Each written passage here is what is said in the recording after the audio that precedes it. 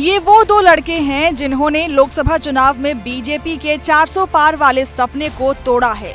दोनों की जोड़ी ने यूपी में ऐसा कमाल किया है जो किसी ने सोचा भी नहीं था। देश में एक बार फिर एनडीए की सरकार बन गई है। नरेंद्र मोदी लगातार तीसरी बार देश के प्रधानमंत्री बन गए हैं, लेकिन अखिलेश यादव और राहुल गांधी के आगे अब ये चर्चाएं मानो फीकी पड़ गई हैं। यूपी में सपा और कांग्रेस ने मिलकर ऐसा चुनाव लड़ा कि बीजेपी 62 सीटों से सीधा 33 सीटों पर आ गई। बीजेपी को यूपी में मिली हार पच नहीं रही है। भाजपा की हार के लिए दिल्ली गंभीर है। समीक्षाओं का दौर शुरू हो गया है। आलम तो ये है कि हारे हुए बीजेपी सांसद भीतरघात को लेकर मुखर हो गए हैं। हार के बाद यूपी बीजेपी में आपसी कलह शुरू हो गई है, जिसकी तस्वीर पश्चिमी यूपी से सामने आई है। मुजफ्फरनगर लोकसभा सीट से चुनाव हारने के बाद बीजेपी प्रत्याशी डॉक्टर संजीव बालियान और उन्हीं के पार्टी के दिग्गज नेता संगीत सोम का झगड़ा खुलकर सामने आ गया। संजीव बालियान ने मीडिया में ये तक कह दिया था कि मुजफ्फरनगर में सपा प्रत्याशी को समर्थन दिया गया था। उनका इशारा संगीत सोम पर था। सुनिए उन्होंने क्या कुछ कहा। कि जो बिल्कुल खुले तौर पर जिन्होंने समाजवादी पार्टी का चुनाव लड़ा और यहाँ बड़ी पोजीशन लिए हुए हैं और सरकारी सुविधाएं भी ले रहे हैं, तो कृपया करके पार्टी, मेरा निवेदन रहेगा, पार्टी इस पर शायद ध्यान देगी और कार्रवाई निश्चित।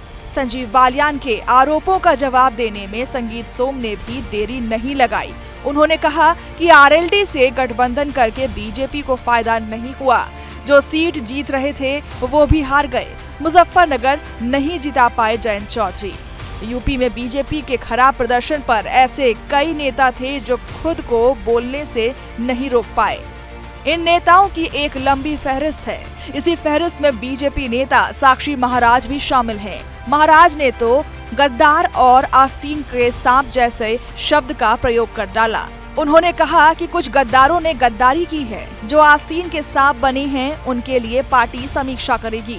वहीं यूपी की फतेहपुर लोकसभा सीट से चुनाव हारने वाली साध्वी निरंजन ज्योति भी इसमें पीछे नहीं रही। उन्होंने पार्टी के भीतर के कुछ लोगों के द्वारा भीतरघात करने का दावा किया है। उन्होंने भीतरघात को ही अपनी हार का जिम्मेदार बताया है। सूत्रों की माने तो उन्होंने पार्टी के 4 लोगों के नाम लिखकर संगठन को भी भेज दिए हैं।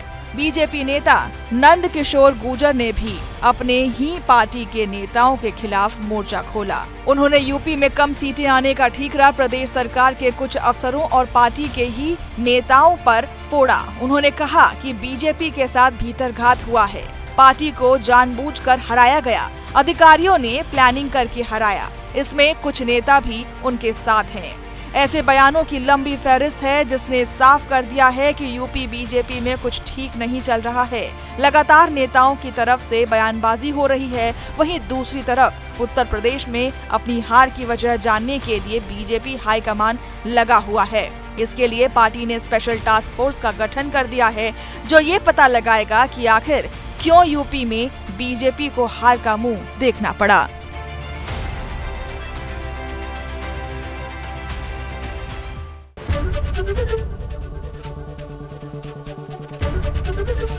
एबीपी गंगा, खबर आपकी, जुबान आपकी।